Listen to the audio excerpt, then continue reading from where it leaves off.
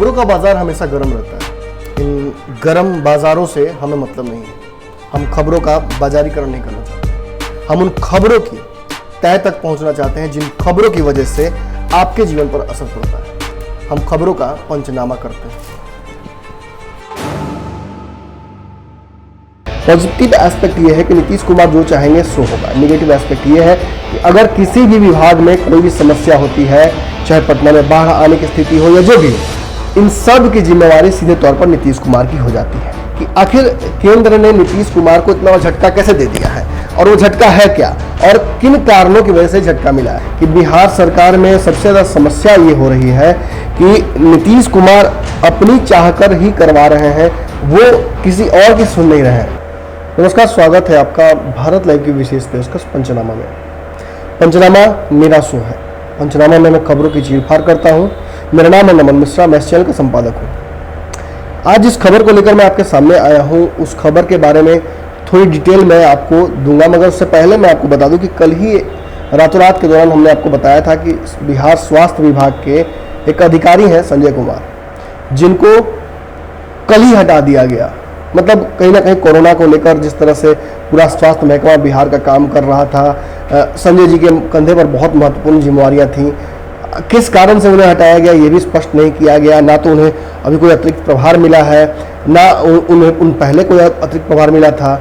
लेकिन इसके बावजूद इस समय में जब जंग की स्थिति में हम हैं, लगातार कोरोना की महामारी बिहार में बढ़ती जा रही है, आंकड़े 1800 से ऊपर जा चुके हैं। ये आंकड़े बढ़ते ही जा रहे हैं और हर घंटे के साथ 280, 90 ऐसे आंकड़े आ रहे हैं। तो कहीं ना कहीं डरावनी तो स्थिति है, लेकिन तब और बुरा लगता है जब बीच समर में कहीं ना कहीं आप कप्तान बदल दें नाव का, और कहीं ना कहीं यही बिहार सरकार ने किया है। अब कुछ दिनों पहले आपको याद होगा कि पंचनामा के दौरान मैं बाबा के साथ जब बैठा था तो मैंने आपको समझाया था कि बिहार सरकार में सबसे ज़्यादा समस्या ये हो रही है कि नीतीश कुमार अपनी चाहकर ही करवा रहे हैं, वो किसी और की सुन नहीं रहे हैं। बिहार भाजपा के कई नेता हैं जो कि मंत्रिमंडल में है बिहार में, वो लगातार अपने दबे जुबान से ये बात कहते हैं कि जो अफसरशाही है वो बहुत हावी रहती है। नीतीश कुमार ने हर विभाग में अपने मंत्रियों को बिठा रखा है, माफ़ कीजिएगा, अपने अधिकारियों को बिठा रखा है मंत्रियों के आसपास, ताकि मंत्रियों की निगरानी भी हो जाए और ऐसा कोई काम ना हो जो कि नीतीश कुमार चाहते ना हो। ठीक है, इसका पॉजिटिव एस्पेक्ट भी है, मगर इसका नेगेटिव एस्पेक्ट ज़्यादा है। पॉजिटिव एस्पेक्ट ये है कि नीतीश कुमार जो चाहेंगे सो होगा। नेगेटिव एस्पेक्ट ये है कि अगर किसी भी विभाग में कोई भी समस्या होती है, चाहे पटना में बाढ़ आने की स्थिति हो या जो भी हो, इन सब की जिम्मेवारी सीधे तौर पर नीतीश कुमार की हो जाती है। पटना में पिछले साल बाढ़ आया था, इस दौरान भी हमने देखा था कि कैसे जो अधिकारी उससे जुड़े हुए थे उनको लगातार कभी हटाया गया, कभी दूसरा डिपार्टमेंट दिया गया। ये लगातार हो रहा है। बिहार में ब्यूरोक्रेसी किस तरह से हावी रहती है वो पुराने ब्यूरोक्रेट्स आपको बताते हैं, जो लालू काल में रहे हैं, जो नीतीश काल के शुरुआती दौर में रहे हैं। ऐसे ब्यूरोक्रेट्स, ऐसे प्रशासनिक अधिकारी लगातार ये बात बताते हैं कि फिलहाल नीतीश कुमार के कुछ चुनिंदा बहुत करीबी ब्यूरोक्रेट्स हैं जिनको नीतीश कुमार हर काम में प्राथमिकता देते हैं। अब इसकी वजह से कई बार नीतीश कुमार की भग भी पिटती है, कई बार सरकारी काम गड़बड़ाते भी हैं। आपको पता है कि बिहार सरकार की सबसे बड़ी चुनौती रही है शिक्षा विभाग।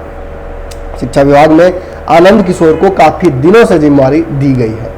शुरुआती हुई थी जब अशोक चौधरी को मंत्रालय मिला था, और ये तब हुआ था जब कहीं ना कहीं महागठबंधन की सरकार 2015 में बनी थी और कांग्रेस राजद के साथ साथ नीतीश कुमार सरकार चला रहे थे। लेकिन 2017 में नीतीश कुमार ने तय कर लिया कि वो राजद के साथ आगे नहीं बढ़ सकते हैं। ऐसे में कांग्रेस को भी कुर्बानी देनी पड़ी। अब अशोक चौधरी पुनः मंत्री है बिहार सरकार में, लेकिन अब वो जदयू कोटे से हैं। उन्होंने अपनी कांग्रेस पार्टी छोड़ दी है और वो जदयू में आ गए हैं। लेकिन आनंद किशोर जहां थे वहीं रह गए हैं। आनंद किशोर को उल्टा और प्रभार भी मिल गया है। अगर हम आनंद किशोर के प्रभारों को देखते हैं, 2 विभाग उनके पास फिलहाल हैं, दोनों महत्वपूर्ण विभाग हैं। नगर विकास एवं आवासीय विभाग के सचिव हैं वो, उसके अलावा बिहार बोर्ड के भी सचिव हैं। ये दोनों विभाग बड़े महत्वपूर्ण हैं। नगर विकास के बारे में आपको पता है कि लगभग सारे जो विकास के कार्य हो रहे हैं, जो नवीनीकरण किया जा रहा है अलग अलग सरकारी दफ्तरों का, उसका भी जिम्मेदारी उन्हीं के पास है। जो नव निर्माण किए जा रहे हैं सरकारी, उनका भी डिपार्टमेंट उनके पास है।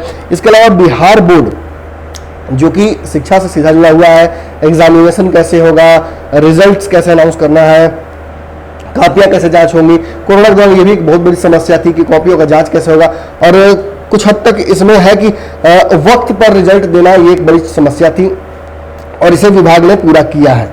लेकिन बिहार सरकार के शिक्षा विभाग में जो धांधलियां हुई हैं, जो घोटाले हुए हैं, उससे इस बार का रिजल्ट भी अछूता नहीं रहा है। खैर, हम उस डिटेल में नहीं पढ़ने जा रहे हैं।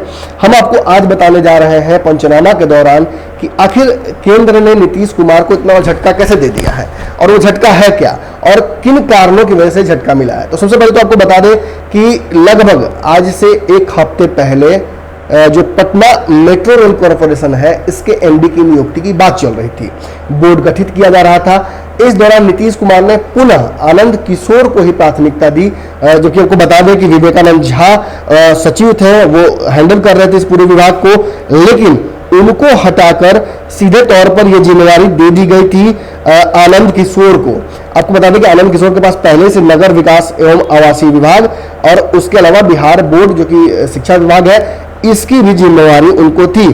तो नीतीश कुमार चाहते थे कि आनंद किशोर बन जाए पटना मेट्रो रेल कॉरपोरेशन के एमडी, प्रबंधक निदेशक यानी कि, और उनको ये जिम्मेवारी रहे कि वो अब पटना मेट्रो कॉरपोरेशन जो आपका अब देख रहे हैं, लगातार जो रूट्स बन रहे हैं, लगातार गंगा जी की तरफ काम चल रहा है, 2 कॉरिडोर में इसको डिवाइड किया गया है और इन कामों में काफ़ी स्थिरता नजर आ रही है, जो कि हाल के समय में काफ़ी तेज हुई है।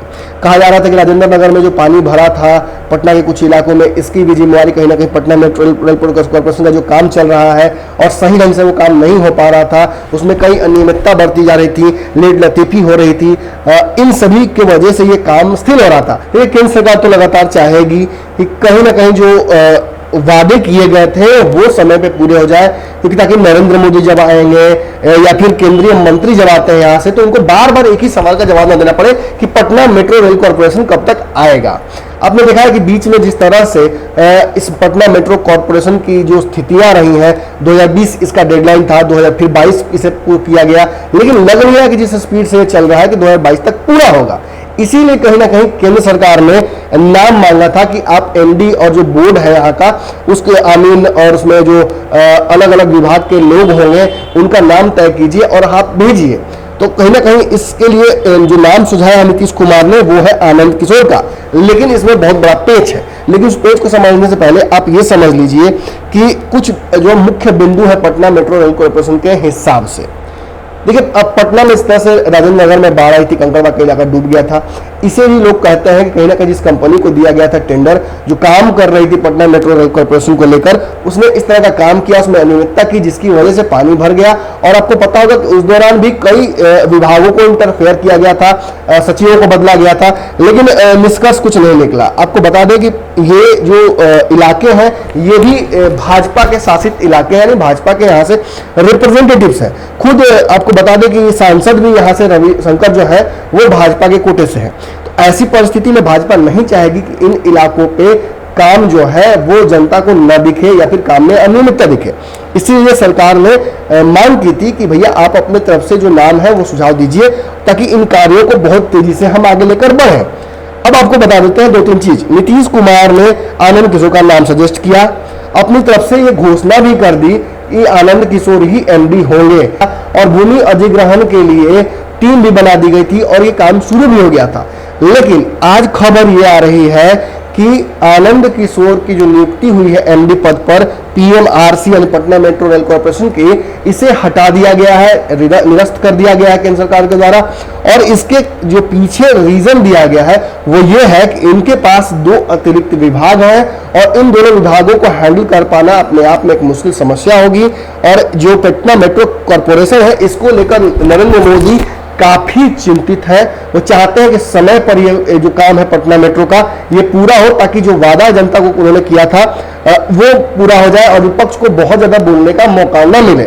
आपको बता दें कि एनडीए में सब कुछ ठीक नहीं चल रहा है। कल ही जब सुशील कुमार मोदी ने बात कही थी कि ऑनलाइन वोटिंग हो सकती है, तो तुरंत जदयू के केसी त्यागी ने बिना किसी लाग लपेट के, बिना किसी बात के सीधे उनकी बात को काटते हुए कह दिया था कि इस तरह की बात अप्रासंगिक है, ऐसा कोई विचार आ नहीं सकता है भारत के लोकतंत्र में।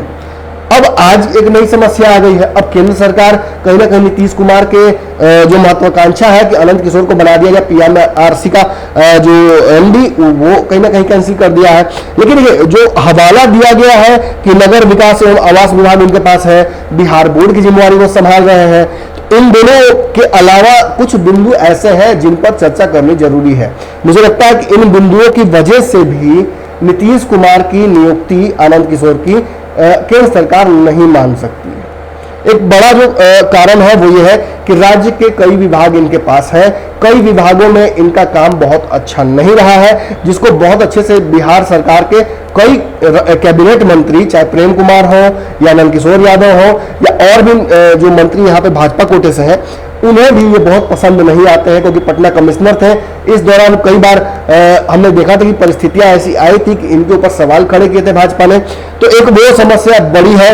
उसके अलावा नीतीश के करीबी है और इसलिए इनको अगर प्रमोट किया जाता है तो भाजपा के मंत्रियों के बारे में मैंने बताया ही आपको कि कैसे बिहार भाजपा के कोटे के जो केंद्रीय मंत्री हैं, माफ कीजिएगा कैबिनेट मंत्री हैं, उनके विभागों में पहले से ही नीतीश कुमार के स्पाई के तौर पर कई अधिकारियों को उनके आसपास बैठाया जा चुका है जो काम नहीं करने दे रहे हैं। ऐसे में अगर पटना मेट्रो रेल कॉर्पोरेशन के काम को लेकर भी बहुत ज्यादा इंटरफेरेंस नहीं हो पाएगा भाजपा के मंत्रियों का, अगर आनंद किशोर बनते हैं तो।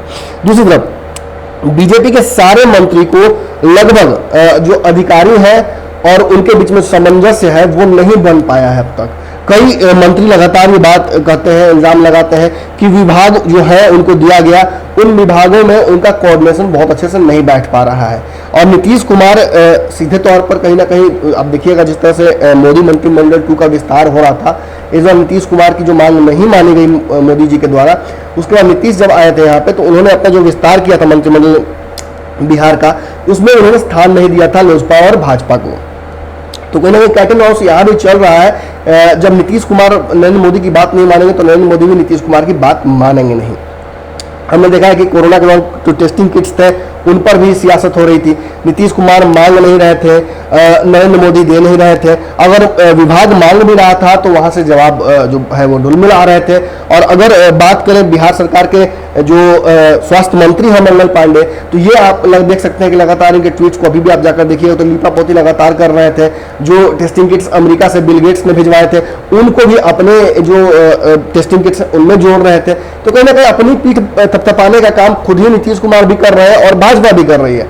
दोनों का सीधा तौर पे कहीं ना कहीं ये लग रहा है कि आने वाले समय में अलग अलग जाने का भी हो सकता है मन हो, या फिर अलग अलग हो सकता है कि इन लोगों को चुनाव में उतरने साथ में हो और बाहर निकलते वक्त जिसकी जितनी संख्या होगी उस हिसाब से प्रेशर पॉलिटिक्स करके अपना सीएम बनाने की बात भी हो सकती है। फिर जो भी हो, एक बात तो है कि समय पर पूरा करना इस कॉरिडोर को बहुत आवश्यक है, क्योंकि अभी तक 20% की जो भागीदारी है केंद्र और राज्य की इस मेट्रो प्रोजेक्ट में की गई है, और जो बड़ी पूंजी है 60% जो पूंजी है वो अभी सरकार को उठाना है अलग अलग उद्योग घरानों से, यानी कि जो फाइनेंसर्स हो सकते हैं सरकार के, चाहे बैंक हो सकते हैं या कोई और तरीका हो सकता है, वो सरकार अभी उस पर तय नहीं कर पाई है। काम जरूर शुरू हो गया है, लेकिन एक बड़ा अड़चन कहीं ना कहीं मैं कहूँगा एनडीए का जो विवाद है वो इसमें भी नजर आना शुरू हो चुका है। आनंद किशोर की नियुक्ति इतनी आसान भी नहीं थी। नीतीश कुमार चाहते थे कि वो पटना मेट्रो रेल कॉर्पोरेशन के एमडी बना दे आनंद किशोर को, लेकिन ऐसा हो नहीं पाया है।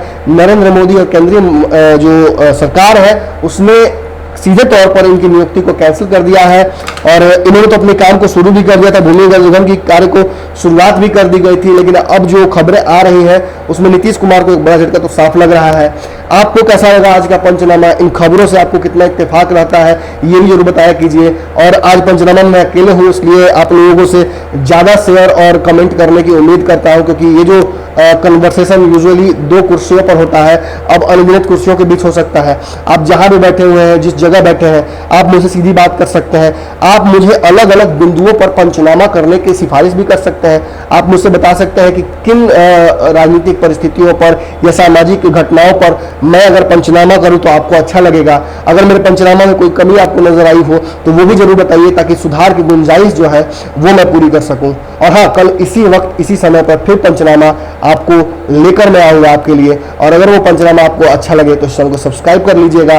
और खबरें लगातार न्यूज़ बिहार पर चलती रहती हैं, उसके लिए आपको बेल आइकन दबा लेना चाहिए। धन्यवाद। बढ़ाएं अपना कदम सक्सेस की ओर शिखर करियर इंस्टीट्यूट के साथ। शिखर करियर इंस्टीट्यूट पूर्वी भारत में एकमात्र कोचिंग संस्थान जो एक्सक्लूसिवली है मेडिकल एंट्रेंस एग्जाम के लिए।